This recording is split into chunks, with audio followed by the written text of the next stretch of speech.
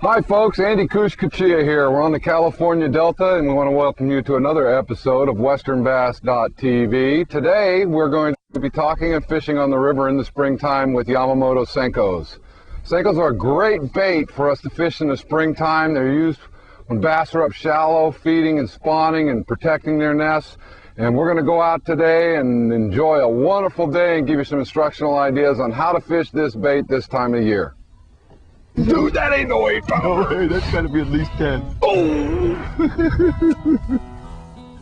Well, with any luck today. I was just in there too. Yeah, 4 or 5 times. I must have thrown in there once myself, and you can see in this area that we're fishing here today. We are out in Frank's Tract, very popular spawning area for these bass. The Senko, just with its slow fall, fishes nice through all this.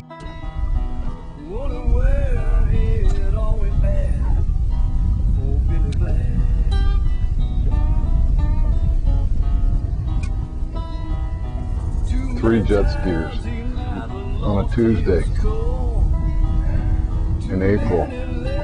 It's already started. You know, I was out this weekend and the pleasure craft boaters were out in force already. Sunday, we start getting this warm weather. Well, you know, that's one of the key signs out here when those recreational users get out here. Means it's starting to warm up. Days are getting longer, weather's getting nice, and that means the bass are moving up on the beds to spawn. You know, they're coming out of their deep offshore haunts, looking to move up into them big grass flats and shallow areas like this.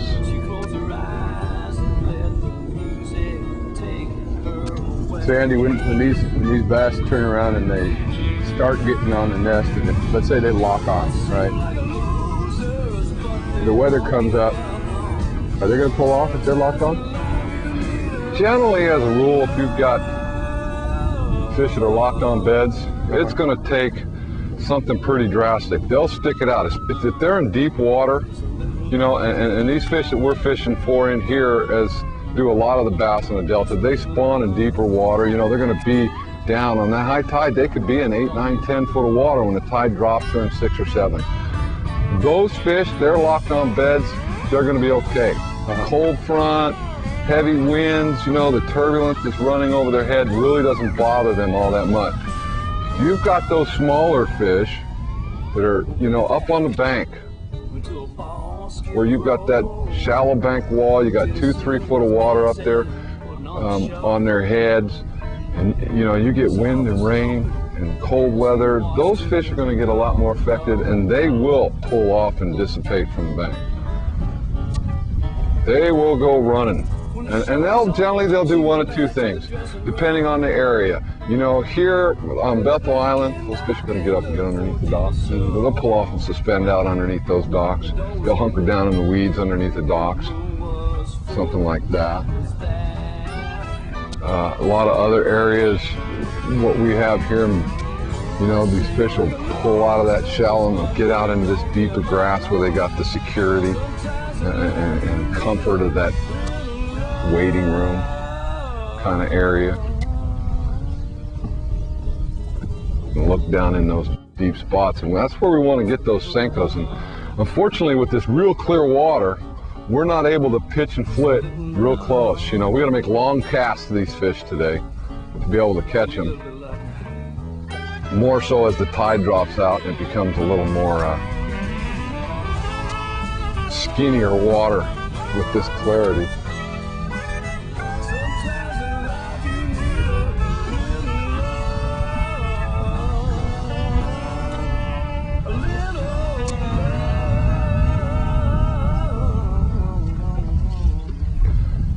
Fishing with me today, folks, I have Douglas Clark, good friend and buddy down from southern central California way.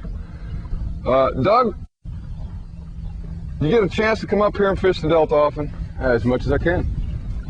And we were talking earlier, you were saying that, mentioned you do some guiding on some of those lakes down in the Central Valley. Where is it that you live again? I live in Hollister, and I guide the 4 main lakes in southern Santa Clara County and also Hollister, California. That fish had that. Well, you got a lot of those smaller fisheries down there. Got some pretty big bass in them. Huh? Yes, sir. I've seen big bass in there, bigger than people would believe. And they're pretty stupid. You use a lot of Senkos down there at all this time of year, or are you guys using those big swim baits? No, I like to use the Senkos. Those swim baits are real nice, I think, for the summertime, but during the wintertime, those fish don't necessarily like those swim baits as much as, you know, as a slow plastics. Slow plastics have gotten me all my big fish. You know, ironically, and I like throwing swim baits. They just really catch some nice fish when you get bit. Oh yeah. You catch a big fish, and then that's one of the reasons why with this Senko, my preference is to fish that 9L and 9X Senko. I like using those bigger Senkos because you're providing a bigger profile bait. You know, bass, especially those bigger fish, and we like catching those bigger fish. Those bigger fish, they like those real easy meals, and they like those long, slender. You know, I always talk about this thing about long, slender baits. You know, the bass's throat isn't all that big, and you know, swim baits are kind of like that too. It's that long, slender profile, and these Senkos. A lot of guys will look at me throwing that 9L and 9X Senko and say, "Wow, you're catching fish in that big bait?" Well, it's only a 6-inch worm. It's only a 7-inch worm. You know, we just present it differently, and you know, we're throwing them up here weightless today, and it's not like we're bottom bouncing, and we're just floating it down to them, and they're eating it pretty doggone good. We've had a pretty good start this morning.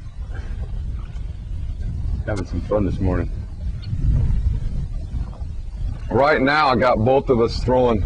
I think you still have that watermelon red on. Watermelon red. I got the watermelon red. I tend to like to throw the Senkos that have a little bit of red in them when those fish are first migrating to their beds.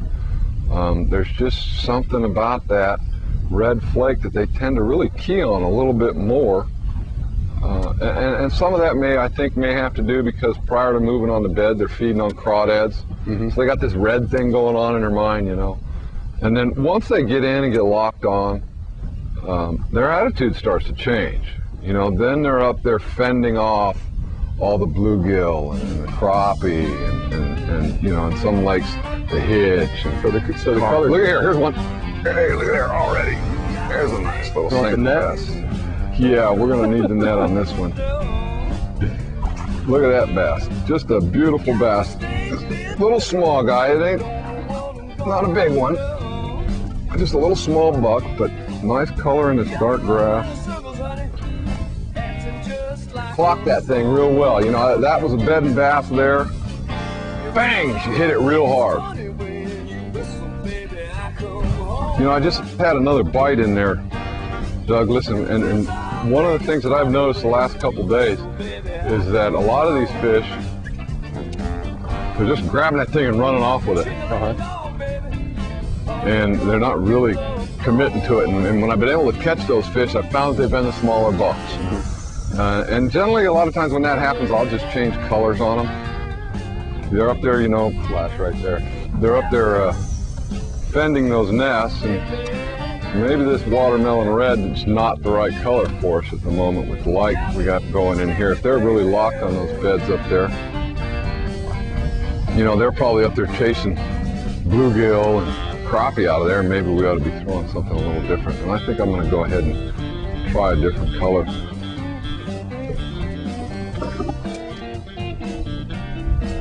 So Randy, do you like the swim baits out here in the Delta? You know, I don't catch any fish out here in the Delta on swim baits. I mean, I've caught a few, but not a whole bunch. You know, I kind of feel the same way about the little lakes that I fish. I got a couple of friends of mine that fish it real hard, Jason and Corey, and they do really good on the swim baits out there. There are some guys that just, you know, that's all they throw. Yeah. And, you know, it's like with any bait. You got confidence in it, throw it, you're going to catch them. And what I got here, this is my confidence box of Senkos that I like to use pretty much on the river year-round. Right now, we're using the 9L watermelon red. We're also catching some fish on the green pumpkin. Then I have a couple other colors that imitate some of the bluegill. I have the 222 Christmas tree and the 214, the actual bluegill. It's kind of a smoke with blue and gold flake in it. Baits with a lot of color. These are the baits that I'll tend to use when the fish are on the bed and post spawn. And then I'll go to the more crawdad looking colors when we're in that pre-spawn, when they're first moving up on the bed. Sometimes if I'm in real stained water, I'll go with the red one. They'll really eat this well because I can see it in the stained water. And then I like using the black with blue flake early in the year when the water's a little cooler, and the black and the smoke with pepper, especially if I've got shad in the summertime. This is an excellent bait on the Delta when you're fishing around the great shad balls that are spawning. But that's really basically what I use out here on the river. Being sponsored by Yamamoto, I've had the opportunity to get my hands on a lot of Senkos, and over 4 years fishing the Senkos out here, I found that these particular baits do work best. And what I'm going to do today, right now, is we're going to change up and try one of the bluegill colors and see if I get away from that watermelon red and it makes a difference.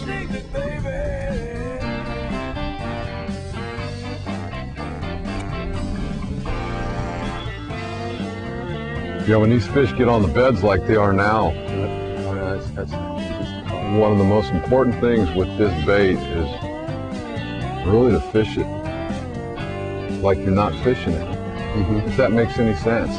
You know, I mean, it is a do-nothing bait. You just got to throw it in there and let it fall and let it sit. So basically what you're saying is it's a perfect backseater bait, right? Oh, absolutely, absolutely. You know, for the guy that's fishing as an amateur and in shared weight as well as non-shared weight tournaments, it's a perfect bait, especially this time of year, because you can pitch and, well, you know, if the guy's up there fishing a bed fish, what a lot of guys like to do in the springtime, it gives you the opportunity to sit in the back and fan cast and be able to cover a lot of area with it. This bait its allure is that tail nose dipping, you know, as it's falling, freely falling. And once that bait starts falling, and then those bass see that, it gets their attention. You know, it's that nose dipping thing that gets their attention. And then, if they hadn't clocked it on the way down, if it just sits there and sits there and sits there and doesn't move, you know, those fish are going to look at that bait and go, well, Doc, you're not going to leave. I'm going to come eat you. It's just too easy to meal. They don't have to work for it.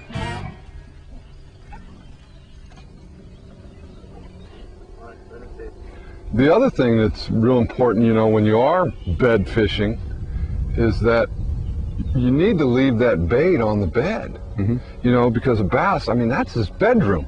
And when something comes into its bedroom and is knocking on the walls, it doesn't take too kindly to it. And when it goes and exits the door, then it don't care. So a lot of guys, they get that Senko in there and they fish it too hard because they'll throw it in there where that bed might or should be, and then they kind of pull it and pull it and pull it through, and they don't get the attention of the bass. Whereas if they just throw it in there, let it sit, lift it just enough, you know, so that nose lifts off the bottom and lays back down, you find that you'll get a lot more bites. So Andy, at one point in time I heard you in a seminar mention that you're a firm believer on leaving the bait sit for the first time cast. Is that right? Oh, absolutely, because like I mentioned, you know, when you throw it in there and that bait falls, you're now grabbing the attention of the bass. He sees it, he hears that thing go plop in the water, thinks a bluegill come up because something was chasing it, broke the surface, and now it's falling dead. Or it's something that's coming down onto his bed. In this case, when we're fishing in the shallow flats such as this, and I like to just let it sit there. Let it sit there, and right away, when I throw it in there, let it fall and let it sit there. I don't move it at all. We're going to move a little bit offshore. We're going to get away from the shallow stuff and get out here in little deeper areas. Fish on. Oh, look at this one. Nice bass. There we go. This is what we're talking about, folks. Big Senko fish on the river. See what I tell you? We're moving out to a new area. Get a little bit offshore. Big hole out there. Yeah. I didn't see the log. No, we didn't make the log. See the difference now since we've gone easy? That hook's just barely in his mouth. Barely in. See the difference now when we go to these bigger Senkos? Look at the size of the fish we're starting to catch now. All right, look at there. That's a solid 5-pounder if I ever saw one. That sure is a beautiful fish, isn't That's it? a solid 5-pound fish. And you know, this is why I like using those round bend hooks. One of the key things with this hook is it rolls past this upper palate. Yeah, you can see that. the soft meat up here. Those wide gap hooks, when you set on those fish and they turn on that bait, it rolls and catches them in this softy meat, whereas this round bend doesn't, and it's going to pinch them around this outer lip all of the time. And right there. Right there. Instead of reaching and catching here right away, it pulls out and gets them out here in that upper lip. That's Sure a is good pretty job. fish. Nice bass, buddy. Thank you, sir. Then the other thing is, you see where your Senko is? That doesn't happen with wide gap hooks. Yeah. Wide gap hooks, that bait gets all balled up. Get stuck and thrown off. Pull out here. That was a nice catch, dude. I'm just sad I didn't make it. No, I got to catch up to yours that you caught earlier. No, I don't. I'm happy with just that one. But you can see how it gets much deeper out here where we're at. You know, we came off the bank, we got out of that grass, and now we're getting out in this little deeper area. And that's one of the things out here in this river that guys don't realize, is that these bigger fish spawn deeper. Okay? And because they're spawning deeper, you've got to get off the bank to find those deeper spawning areas. And this is another reason why I like that bigger Senko, that 9X and the 9L, the 6 and 7 inch Senkos, because you can get down to them faster, the baits fall faster, and especially if you're in the wind. And a bigger profile. It's got a bigger profile, and if you've got some wind, you know, these are a lot easier to fish. I think our real deep pockets are further out. I'm still looking for that log, because that log is critical, because it puts us on a rock ridge.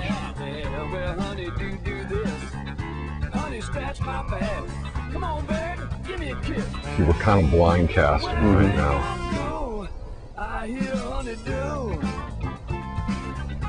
There we go. There's another one.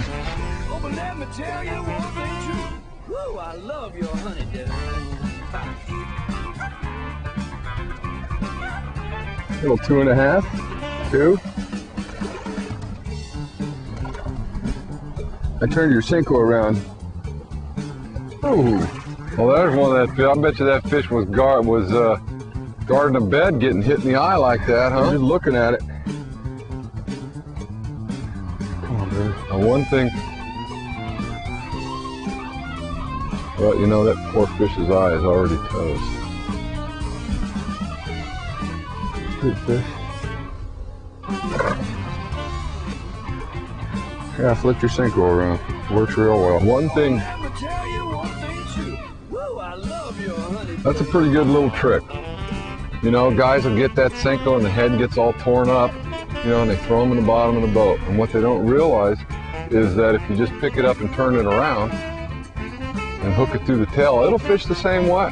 It'll fall the same. It'll fish the exact same way, and these fish will hit it. You're going to get a little more mileage out of your Senko.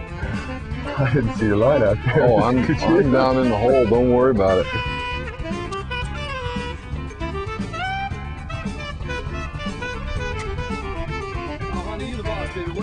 God, I love this stuff. Truly is an addiction. That's a good addiction. Nothing like it. A big tree in the backyard. A big melon tree, Bob. Oh, that's a big tree. Melon tree. You know what kind of tree with a melon growing? Yeah. Pick the melon? Oh, pick the melons. Oh, here we go. Yes, you do. Pick the melon. Oh, pick the melons, yeah. You know what I'm talking about? What you talking about? In the backyard. Pick the melon. Nice! Spiral! Oh, yeah, acrobatics. Come here, little guy.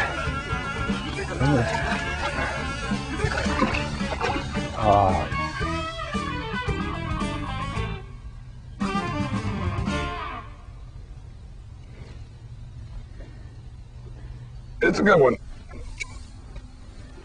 It's a good one. Ooh.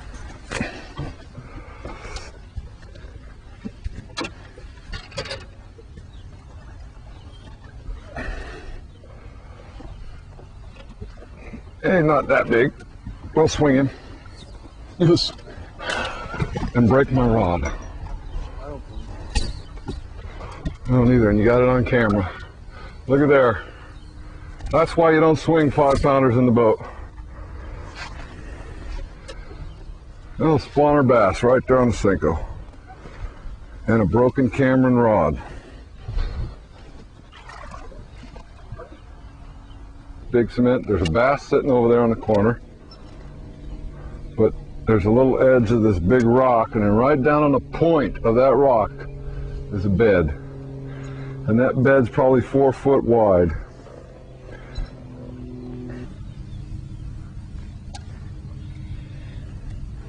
I've been trying to catch that fish. Yeah, even for 3 days came now. over here. Oh, we tried to catch him yesterday and we couldn't. He wouldn't eat. Today he ate. Come on, Mel, get it. Andy, when it comes down to fishing for these bass, okay, how do you feel about getting the male off first and then coming back and getting the female, or shaking off the male to get the female all the time? Well, it's, if you pull that male off that bed, that female, she's going to get worried. She gets real concerned and she gets real energized. And you can go back in and catch her a lot easier when you take the male away than if the male is still sitting there. Because the male's job is to protect and fend the nest. If you take the male away, that now becomes her job. But she's not very good at it. And she becomes real aggressive. So pulling that buck off that bed is a great advantage for those guys who are fishing beds. Especially in, when you're fishing in a team tournament of any sort, where it's a, whether it be a buddy tournament or a pro-am shared weight, where one guy can pull that buck off and the other guy can go right back in and get the big female. Yeah.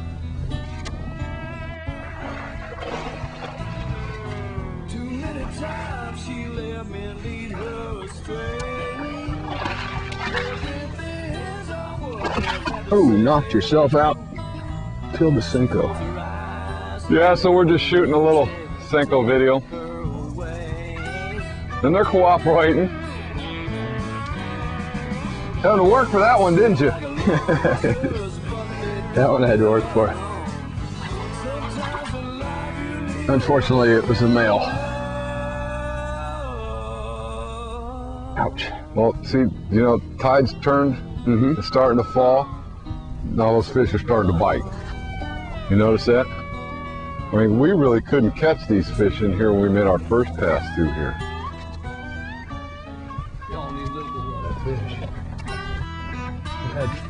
This get the camera, the heck with the net. I don't need the net. Okay, net's going away. Well, it's not that big. Well, you know what? That fish hit it so hard. That fish hit it so hard, it's stuck in its gill, or in its fin. Didn't like it, did he? And I couldn't move it. He hit that Senko so hard, This is where it got him in the side of the body. Nice, pretty clean fish. Beautiful. Watermelon red Senko.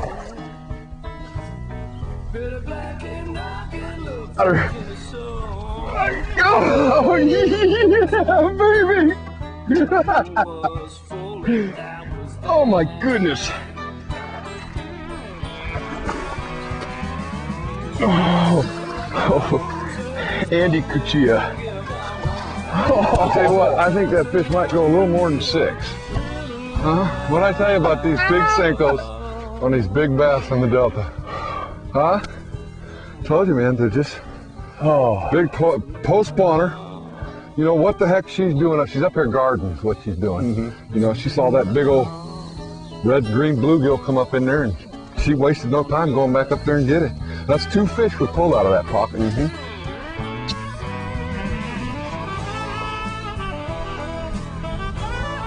Oh, look at that. And we had about 9 of those yesterday. Andy, thanks again. Oh, dude, it's only noon. I know, but thanks again. It's only noon. Holy cow.